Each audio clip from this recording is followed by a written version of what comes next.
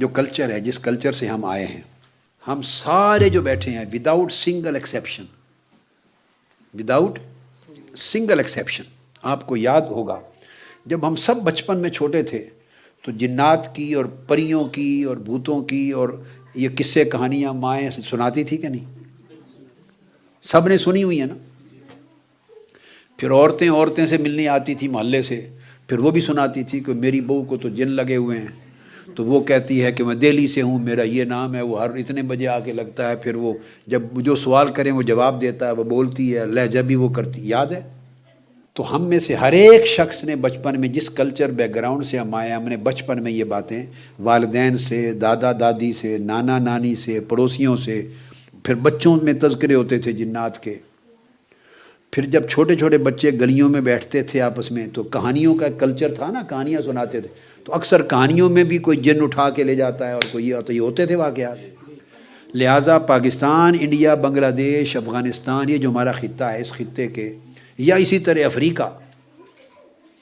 یہ آپ شروع کر لیں، مصر سے لے کے افریقن کنٹریز کا بھی وہی کلچر ہے۔ سو ان تمام ملکوں سے آنے والے لوگوں نے بچپن میں جنات کی، پریوں کی، بھوتوں کی، جادو کی، ٹونے ٹوٹکے کی ساری کہانیاں سن رکھی ہیں۔ اب جو کچھ آپ بچپن میں سنتے ہیں،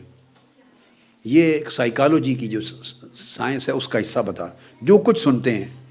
وہ ہوا میں منتشر نہیں ہو جاتا، چونکہ آپ نے، ہم سب نے سنا اور سن کے پھر دماغ سے اس پورے کنسیپٹ کو سمجھا، کنسیپچولائز کیا، اور جو کوئی سنا وہ ہماری یادداشت میں بیٹھ گیا۔ ہمارا جو دماغ ہے اس کے 5 خانے ہیں، تو ان میں سے میموری بھی ہے، اور اس میں لانگ ٹرم میموری بھی ہے، پرانی باتیں، اور شارٹ ٹرم تازہ باتوں کی میموری بھی ہے۔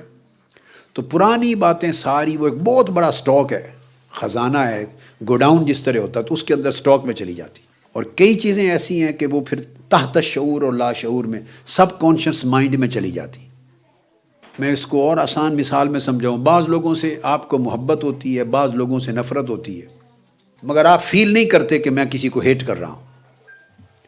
مگر اس کی نفرت آپ کی سب کانشیس مائنڈ میں ہوتی ہے، اور آپ انکار کر رہے ہوتے ہیں کہ میں تو اس سے نفرت کوئی نہیں کرتا، مجھے تو اس سے کوئی نفرت نہیں ہے، یا مجھے تو اس کے خلاف کوئی عداوت اور عناد نہیں ہے۔ بعض اوقات آپ سچ بول رہے ہیں، چونکہ آپ جو فیل کرتے ہیں وہ چیز فیل کرتے ہیں جو کانشیس مائنڈ پہ ہو، سطح ہے نا ایک پانی کی، کانشیس مائنڈ کی جو سطح پر ہو وہ آپ دیکھتے اور فیل کرتے ہیں، اور جو بہت تہ میں چلی جائے، سمندر میں جیسے بہت نیچے جو ہیرے جواہرات پڑے، وہ نظر نہیں آتے، جس طرح وہ نظر نہیں آتے اس طرح آپ فیل بھی نہیں کرتے۔ تو سب کانشیس مائنڈ میں سٹاک میں جو چیز چلی جائے آپ کو پتہ بھی نہیں چلتا کہ یہ کیا ہے۔ اسی طرح آپ کو کوئی آدمی کہتا ہے آپ کو کسی قسم کا کوئی خوف ہے، ڈپریشن کا جو مریض ہوتا ہے، جب ڈپریشن کی بگننگ ہوتی ہے اگر خوف کی وجہ سے ہو یا اس طرح کا کوئی بھی اس کا ری ایکشن ہو، تو انیشلی اس کو پتہ نہیں چلتا، آپ اس کو کہتے ہیں، وہ سوچتا کہتے ہیں مجھے تو کوئی خوف نہیں،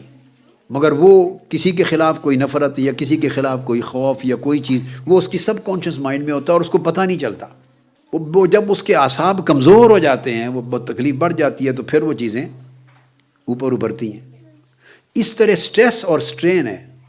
بے شمار لوگ ہم میں سے سٹریس اور سٹرین کا ایک پورا سٹاک لیے پھرتے ہوتے ہیں پیچھے،